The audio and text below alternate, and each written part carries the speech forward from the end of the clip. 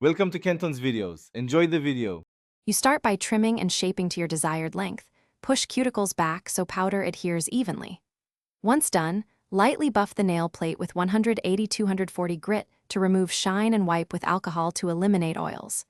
Now apply a thin, even base coat to one nail. Immediately dip vertically into the powder jar at a slight angle and withdraw smoothly. Tap off excess and make sure not to shake the powder. Too much dust ruins adhesion. After your first layer has been allowed to set for a few seconds, repeat the base coat and dip process to build opacity. Aim for 2-3 thin, even layers rather than one thick coat. Once you finish each dip, tap and gently brush away loose powder to keep edges clean and reduce grit. Make sure layers are thin so they fuse smoothly. This prevents bumps and bubbling later.